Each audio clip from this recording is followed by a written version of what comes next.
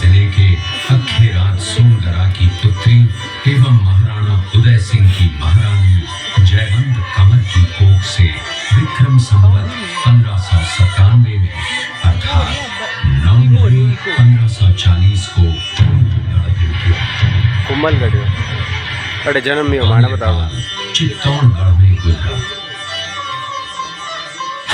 अरे शिक्षा सन प्राप्त 1567 में अकबर ने जब चित्तौड़गढ़ पर आक्रमण किया तो मेवाड़ के प्रमुख सरदारों और सेना नायकों के आग्रह पर महाराणा उदय सिंह ने चित्तौड़गढ़ छोड़ दिया। अपने देश, कुल, गौरव और मातृभूमि की मर्यादा के लिए प्राण न्योछावर करने वाले योद्धाओं और ललनाओं से प्रताप ने न केवल सीख ली बल्कि ये चित्तौड़ में रोजछावर के तो आधार बन गए।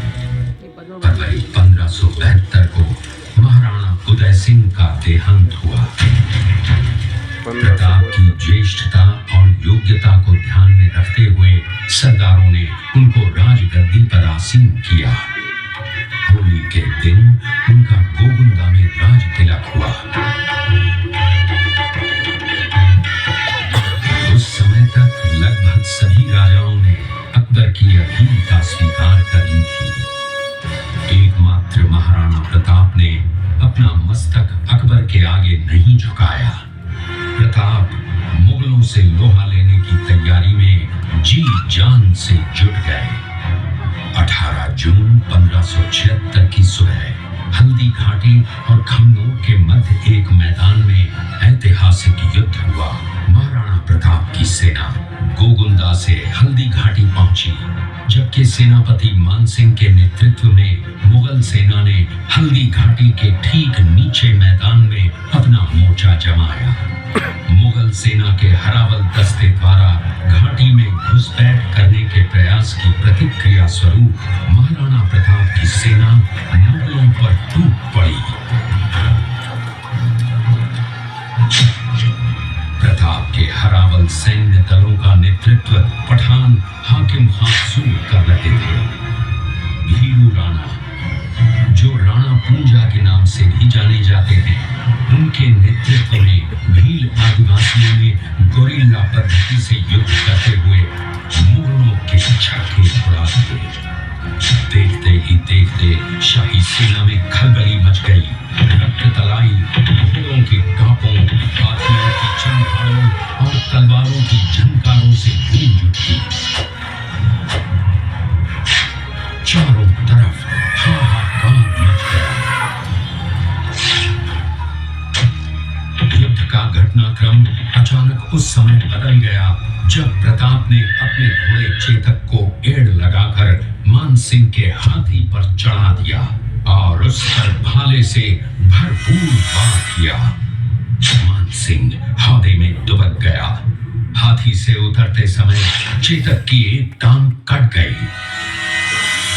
इस स्थिति को भांपकर महाराणा प्रताप के हमशक्ल सेनापति झालामान ने महाराणा प्रताप से आज्ञा लेकर उनका राज मुकुट धारण किया। मुगल सेना झालामान को महाराणा प्रताप समझकर उन पर टूट पड़ी और झालामान शहीद हो गए। उधर चेतक ने अपने स्वामी को 5 किलोमीटर तक 3 टांगों पर ही लेकर एक बरसाती नाले को पार किया।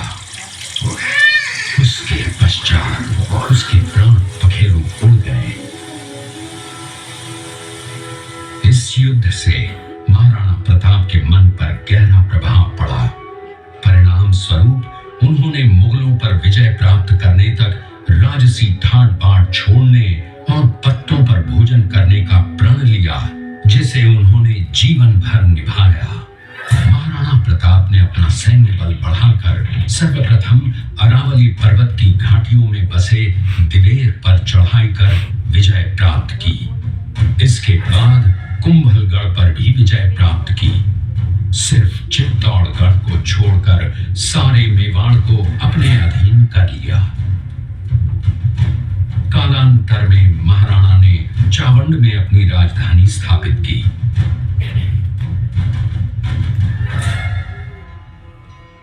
19 जनवरी 1597 को राणा प्रताप ने मां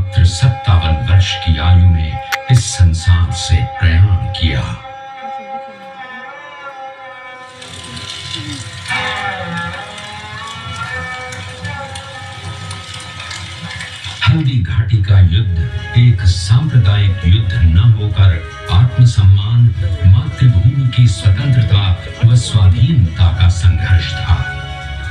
इसका प्रमाण ये है कि जहां पर अकबर की सेना के सेनापति जयपुर के राजा मानसिंह थे, वहीं पर महाराणा प्रताप की सेना के सेनापति काबुल के हाकिम खां सूर थे।